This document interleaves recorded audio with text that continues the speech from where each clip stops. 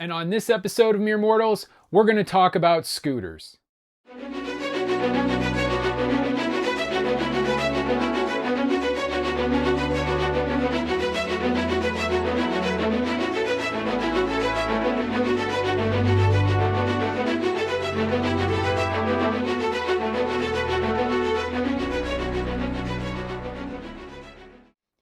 Before we get into today's topic, let's talk a little bit about where I've been. So I apologize, I haven't posted anything in a long time. I've been super busy with work and family and everything else. So I have a couple of videos in the works. This one today that I'm going to be showing about scooters, and then I have another computer review coming up pretty soon. So I know a lot of you have been asking what happened to that fastest 9900 KS computer. I have a new idea for it, and I think you'll like it. So before we talk about the scooters and talk about the review I've prepared, let's go back in time a bit and understand where this topic came from. 2 years ago, my son asked for a scooter for Christmas. He had gone through all of the research and found a GOTRAX GXL V2 scooter and found that the reviews were great, it was the right speed and size.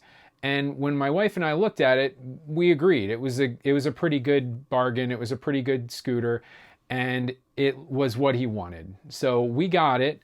And what we found is once we unboxed it and started driving it up and down the sidewalk in our neighborhood, we all really liked it. Today's video, I'm going to talk about 3 different tiers of electric scooter. I know when I started, I didn't know anything about electric scooters, and I really wish I had done a little more research and checked out some more videos before we jumped in and just started buying all of these electric scooters. The ones that we're going to be reviewing today are as follows. First up, we have the GOTRAX GXL V2. This is going to represent our entry-level price point, or kind of our starting point for all of the scooters. This is the scooter that I got both of my sons. From there, we move on to the GOTRAX XR Elite. This is a Gen 1 that I'm going to be reviewing. They have a newer version on their website, but this is the 300-watt motor on this particular scooter. And I got this after we already had the 2 for my boys, and I wanted to get something that was a little bit bigger and more powerful for an adult to ride. Then lastly, we have the Segway Ninebot E3 Pro, kind of at my top price point or top tier of the 3 scooters we're going to be reviewing.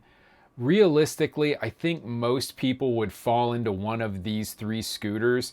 If you're going above this Segway Ninebot E3 Pro, then you've done a lot of research, you've probably owned an electric bike, or you've owned a few electric scooters at that point. And I don't think people would typically jump in above this, but if you do, that's great. For the rest of us, these will be the 3 that I'm reviewing today. Let's start by taking a look at the GOTRAX GXL V2. This scooter has a 250 watt motor, a top speed of 15.5 miles per hour, range of up to 12.5 miles, an overall weight of 27 pounds, and a maximum rider weight of 220 pounds. It also does a pretty good job with charging at 4 to 5 hours from 0 to 100%. And the dimensions are not bad either. An overall length of almost 43 inches, width at the handlebars of 17.3, and a total height of 44.5 inches tall. Folding up, both GOTRAX scooters are the exact same. You pull on the red pin, pull back on the red lever, and the scooter folds down very easily. Lastly, you clip this clip into place, and that'll hold the wheel and handlebars together. This clip mechanism I don't like about the GOTRAX scooters. On a new scooter, sometimes it's so tight you cannot unclip it once it's been clipped, and then other times it just depends on where they put that bracket. It doesn't make a good connection, and at any given point, you're worried the scooter is going to just unclip and fly open. Moving on, let's compare the deck sizes of these 3 scooters. At the top, we have the GXL V2. In the center, we have the XR Elite, and on the bottom, we have the Ninebot E3 Pro. For a point of reference, I am 6 foot tall, I weigh 210 pounds, and I wear a size 11.5 shoe. For me, standing on the GXL V2 is not much of an issue. I'm able to fit on it pretty easily. But I'd probably be about the biggest person that you can fit on the GXL V2. Moving on, let's take a look at the GOTRAX XR Elite. The XR Elite is basically the same scooter as the GXL V2. It just has upgraded range, a brake light and tail light for safety, and a 300 watt motor. But other than that, it's identical to the other scooter. In addition, the XR Elite also has a lot of the same flaws as the GXL V2, but it brings a couple new ones to the table. First is kind of the confusing lineup. If you're on Amazon, there's a bunch of different versions of this scooter floating around. I think GOTRAX has been trying to fix that, because if you go to their website, they're a little bit more straightforward with the versions of the XR Elite. That said, going from 250 watt to 300 or even 350 is not really that big of a difference, and you're going to see in a moment when we get to testing. One positive difference between the XR Elite and the GXL V2 is that the brake cable is actually run inside the main tube on the XR Elite. This is nice for when you're loading and unloading the scooter. You don't have to worry about it getting caught on anything. Last up, we have the Segway Ninebot E3 Pro. This comes with an 800 watt motor. Normally it's at 400 watt, but when you're going up a hill or it needs an extra boost, it can go all the way to 800. Has a top speed of 20 miles per hour, a total range of 34 miles. It's a little heavier, but it can carry a heavier passenger. It's also a significant increase in size as well. The last thing is it comes loaded with a ton of features. Headlights, taillights, brake lights. The other two scooters have a headlight, and the XR Elite has a tail light, but this one comes with additional things like turn signals, traction control, underlighting, multiple modes, and more. To fold the Segway scooter, first push up on this tab. This will open up this latch. Next, we're going to bring up the kickstand, then hold the brake firmly and press down with some force on this latch.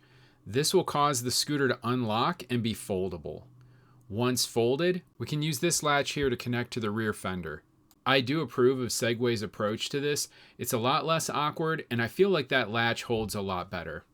In comparing the displays, you can see the GOTRAX GXL V2 and XR Elite on the left. It does a good enough job telling you speed and overall battery. I do prefer the Segway's display though. It's bigger, easier to read, and has more information like what drive mode you're in and whether or not traction control is enabled.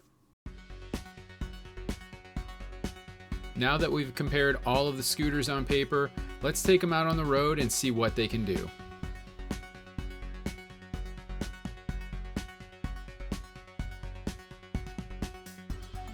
For this next part, we're going to be testing out the ride quality, top speed, braking, and acceleration of these scooters.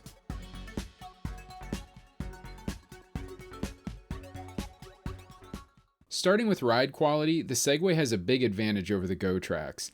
The GOTRAX don't have any suspension, and after a few weeks of riding them, they begin to sound like this.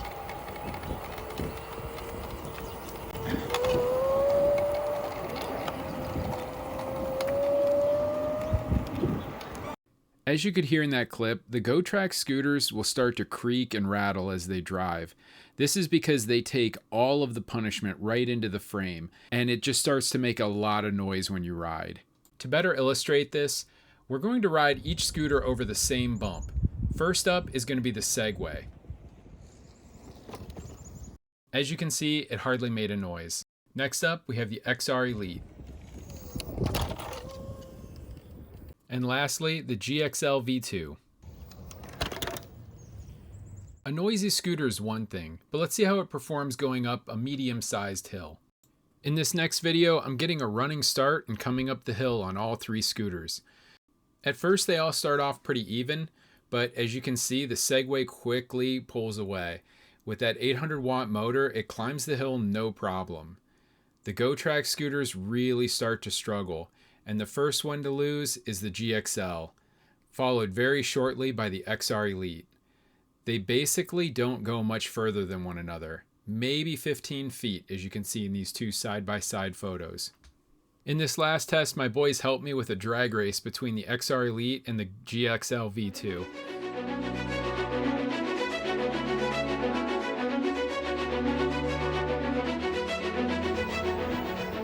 And you can see here the XR Elite barely won the drag race.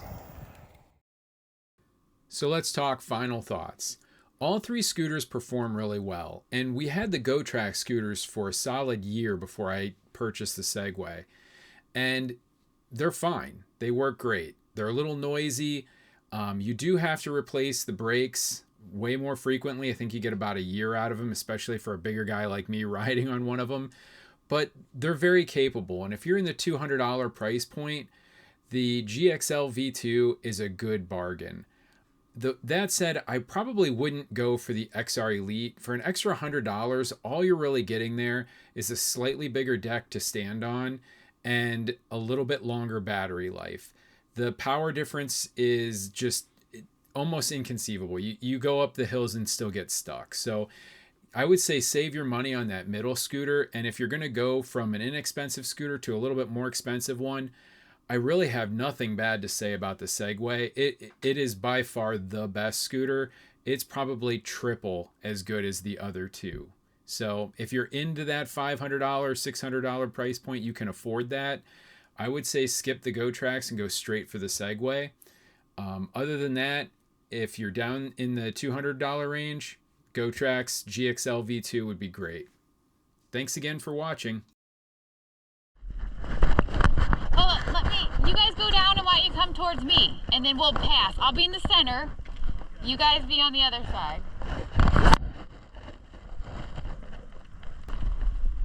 Oh God, oh God. Oh my God. Oh God, oh my God. That was not fun. I don't want to do that again. I don't want to do that again.